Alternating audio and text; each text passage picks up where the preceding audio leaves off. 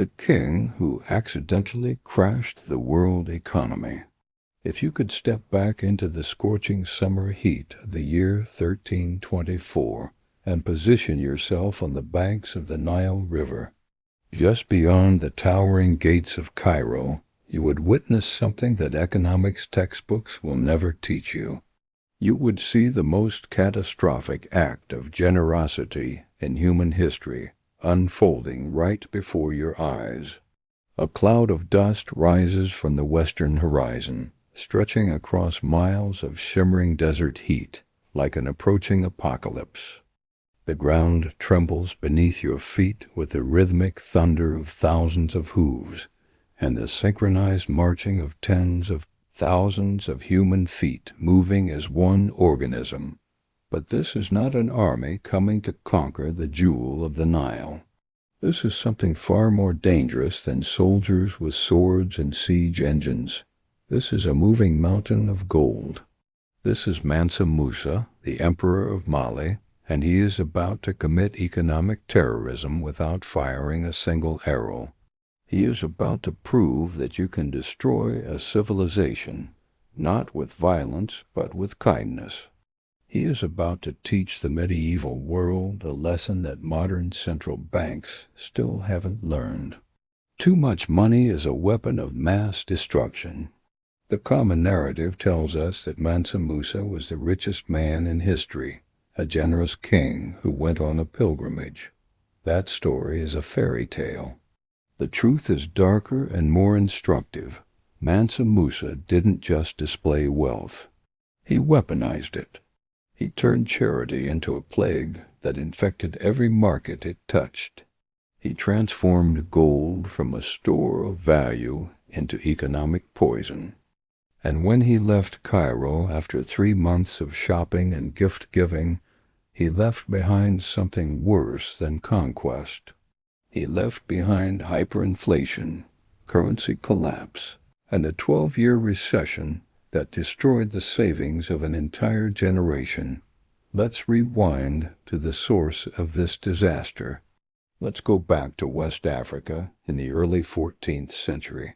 While Europe shivered through the Little Ice Age and prepared for the Black Death to sweep through its villages, West Africa was experiencing something entirely different.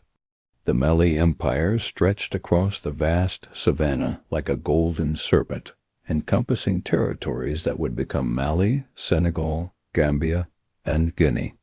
This was not a primitive backwater. This was an economic superpower that controlled the supply chain of the medieval world's reserve currency. The secret to Mali's power wasn't administrative genius or military might.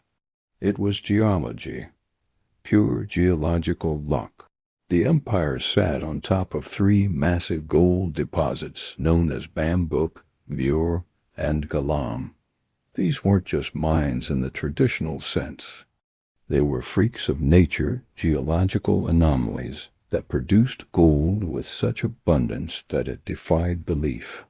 During the rainy season, gold would wash up onto the roots of plants like common weeds. Farmers would find nuggets of pure gold while digging for yams in their gardens. It was absurd. It was obscene. And it made Mali the OPEC of the 14th century. Here's the number that matters. Historians estimate that nearly half of all the gold circulating in the Eastern Hemisphere came from the mines of Mali. Think about the scale of that. Every time a merchant in Venice paid for silk from China, every time a banker in Florence funded a new cathedral, every time a king in France paid his army, they were likely handling metal that had been pulled from the red earth of West Africa by subjects of Mansa Musa. Mali wasn't just rich. Mali was the engine room of the global economy. Mali was the mine. Mali was the mint. Mali was the source. Mansa Musa came to power in 1312 under strange circumstances that reveal the ambition coursing through Mali's ruling class. The previous emperor, Abubakar II, was not interested in hoarding gold or building monuments. He was obsessed with exploration. He believed the Atlantic Ocean had an edge, a boundary that ships could cross to discover new worlds. So he assembled a fleet of 2,000 ships, loaded them with provisions and gold, and sailed west into the unknown. He never returned. The ocean swallowed him and his entire expedition whole. Musa, who had been serving as his deputy, inherited the throne by default.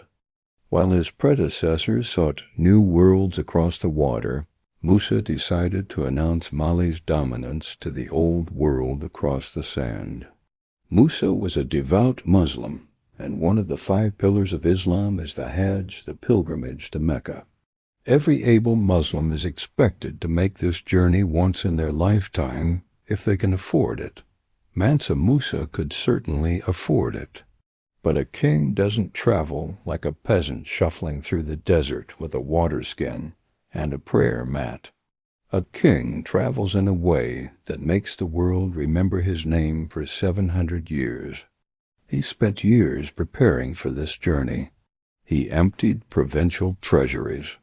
He conscripted an entire city of people to move with him across the Sahara. When the caravan finally departed from the capital city of Niani in 1324, it consisted of 60,000 people.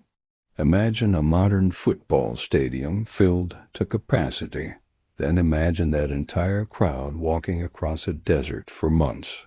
There were soldiers to protect the entourage. There were scholars to discuss theology and record history. There were merchants to handle the complex logistics of feeding a mobile city. There were 12,000 slaves to serve the royal court and carry supplies. And then there was the gold. 500 slaves marched in the front ranks, each wearing garments of Persian silk, and each carrying a staff made of solid gold, weighing 6 pounds. 80 camels groaned under the weight of 300 pounds of gold dust each, packed carefully into leather sacks. Do the math. That's 24,000 pounds of gold dust alone, not counting the staffs, the jewelry, the plates, the coins. This wasn't a pilgrimage. This was a rolling advertisement for an empire that wanted the world to know it could afford to be obscenely generous. As the caravan moved through the desert, passing through the trade towns of Walata and Tuat, Musa began to spend. He didn't believe in hoarding wealth like a European dragon sitting on a pile of coins. He believed that wealth was a gift from God to be distributed to those in need. If he saw a poor person, he gave them a handful of gold.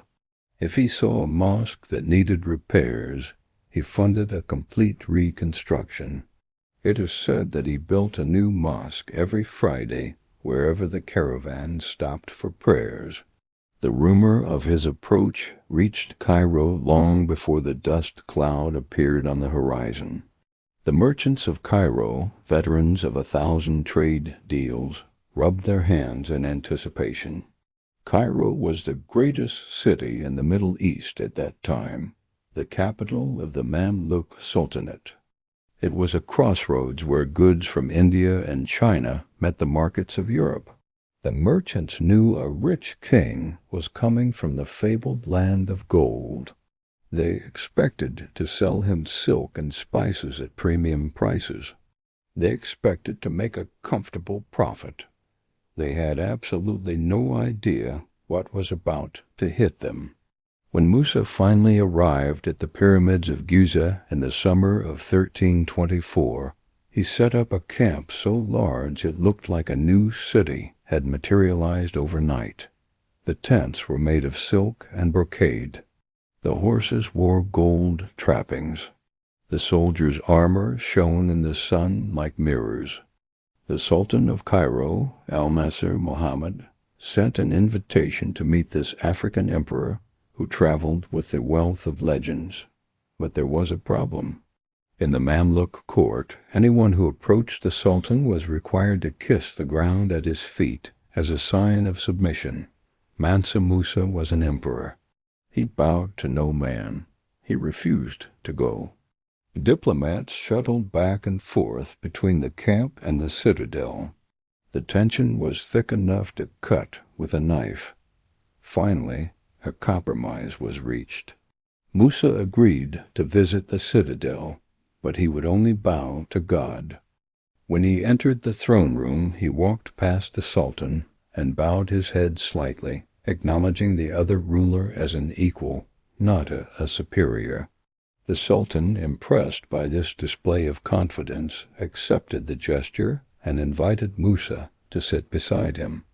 Then Musa began to give gifts. He gave the Sultan 50,000 dinars of gold. He gave gold to the viziers.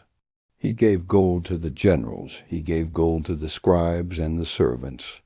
It was a river of wealth flowing from his hands like water. The Sultan was charmed and delighted.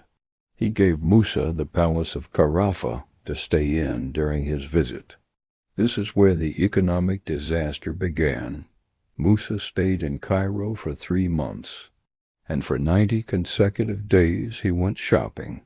He visited the famous markets of Cairo, the sprawling souk filled with goods from 3 continents. He saw fine Turkish silks. He saw Venetian glass. He saw pearls from the Persian Gulf. He saw intricate brass work and perfumes from Arabia. And he bought everything. He didn't haggle. He didn't negotiate. If a merchant said a piece of cloth cost 10 dinars, Musa gave him 20. If a trader said a horse cost 100 dinars, Musa gave him 300.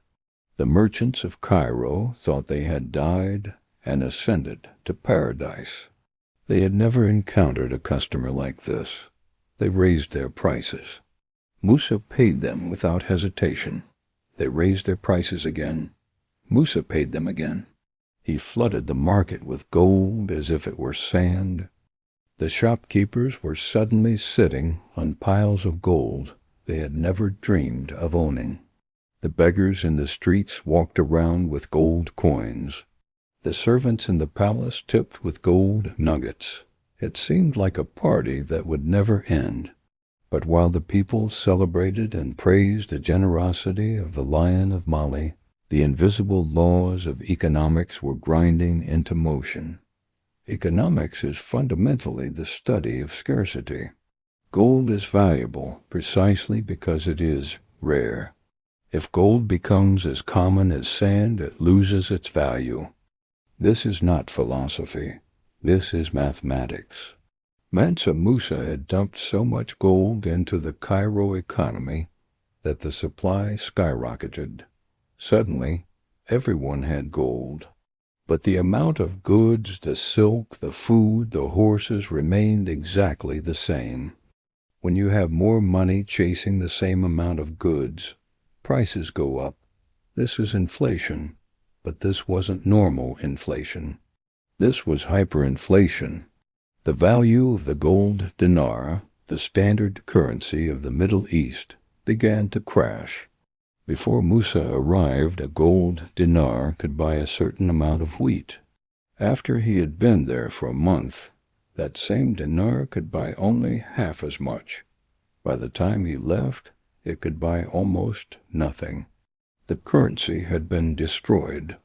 The merchants realized too late what was happening. They had pockets full of gold, but the gold was worth less and less every single day. The price of bread doubled. The price of rent tripled. The savings of the middle class were wiped out overnight. A man who had saved for years to buy a house suddenly found that his savings could only buy a horse. The poor who had received gifts from the king found that the money bought them very little food because the price of grain had soared beyond reach. Mansa Musa had unintentionally nuked the economy of Egypt. He had killed the currency, but he didn't notice. He was a king, not an economist. He was focused on his spiritual journey. After 3 months of spending and praying and giving, He packed up his massive caravan and headed east toward the Red Sea to cross into Arabia. He left behind a city that was drowning in gold and choking on inflation. The legend of his wealth spread ahead of him like wildfire. The Bedouin tribes of the Arabian desert heard that a man made of gold was coming. They lined the route, selling him water and guides at extortionate prices. Musa paid them without blinking. He arrived in Mecca and performed the rites of the Hajj. He circumambulated the Kaaba. He prayed at Mount Arafat. He gave alms to the poor of the holy cities. He gave so much that the markets of Mecca and Medina suffered the same fate as Cairo. It is estimated that Mansa Musa injected the equivalent of millions of dollars worth of gold into the Middle Eastern economy in a span of a few months. It was the largest transfer of wealth in the medieval world, and it was done with a smile. It was an act of charity that devastated the recipients. The exchange rate of gold fell by 25%. The entire region was awash in liquidity, but starving for value. Now comes the great irony. The journey home is often harder than the journey out. Mansa Musa had achieved his spiritual goal. He had stood before the Kaaba in Mecca. He had fulfilled his duty to God. Now he had to lead 60,000 people back across the unforgiving sands of Arabia and the Sahara to return to Mali. But the caravan that turned west was dramatically different from the one that had arrived. It was lighter. The 80 camels that had carried 300 pounds of gold dust each were empty. The staffs of gold carried by the slaves were gone, spent in the markets or given away. The richest man in history was experiencing a liquidity crisis.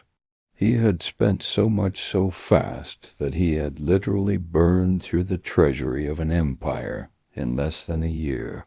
The man who had crashed the world economy with his spending was now worried about paying his bills. As the caravan reached the port of Suez and prepared to cross back into Egypt, disaster struck. The winter of 1325 was harsh and unforgiving. The desert nights were freezing. The caravan ran out of food. The camels began to die. The Bedouin tribes, seeing the weakened state of the great king, began to raid the edges of the column, stealing supplies and kidnapping stragglers. The glorious procession became a desperate march of survival. When Mansa Musa arrived back in Cairo, he was a changed man. The exuberant spender who had thrown gold at beggars was now a king in need of a loan. This is the supreme irony. The man who had crashed the value of gold in Cairo now had to borrow gold from the very merchants he had inadvertently ruined. He went to the great lending houses of Cairo. The merchants were wary. The value of their currency was still in the gutter because of Musa's previous visit, but a king is still a king, and Mali was still known as the land of gold. So they agreed to lend him money, but they charged him predatory interest rates. They gouged him. They lent him gold at high interest, knowing that he would have to pay them back in fresh, high-quality gold from the mines of Bambouk once he returned home. Mansa Musa effectively borrowed back the gold he had given away, but at a massive markup. But there was an unintended consequence. As Musa borrowed gold and removed it from the Cairo market to pay for supplies, he inadvertently began to fix the problem he had caused. By taking gold out of circulation, he reduced the supply. The price of gold began to stabilize slightly, but the damage was deep and long-lasting. Historians record that the inflation caused by Mansa Musa's visit lasted for 12 years. It took over a decade for the economy of Egypt to return to normal prices. a 12-year recession caused by one man's vacation shopping spree. Let that number sink in. An entire generation of Egyptians saw their savings evaporate, their purchasing power destroyed, their financial futures ruined, all because a generous king from West Africa didn't understand the laws of supply and demand. Musa left Cairo and headed west into the deep desert. The return journey was brutal and unforgiving. Thousands of his followers died of thirst and exhaustion. The desert does not care how rich you are. If you do not have water, you die. But Musa survived, and critically, he did not return empty-handed. While he had lost his gold, he had gained something far more valuable in the long run: human capital. During his time in Cairo and Mecca, Musa had met some of the greatest minds of the Islamic world. He realized that Mali was rich in metal, but poor in knowledge. He wanted to change that fundamental imbalance. He recruited architects, poets, jurists, and scholars to come back with him to Mali. He offered them salaries that were impossible to refuse. One of the men he hired was an Andalusian architect and poet named Abu Shishak al-Sahili. Musa paid him 200 kilograms of gold to come to Mali. When they returned, Musa set him to work. They stopped in the city of Timbuktu. At that time, Timbuktu was just a seasonal camp for nomads, a dusty trading post on the edge of the desert. Mansa Musa decided to transform it. With the help of his new architect, he built the Jingiber Mosque. They didn't build it out of stone because stone was rare in the Sahel. Al-Sahili introduced a new technique using mud bricks reinforced with wood.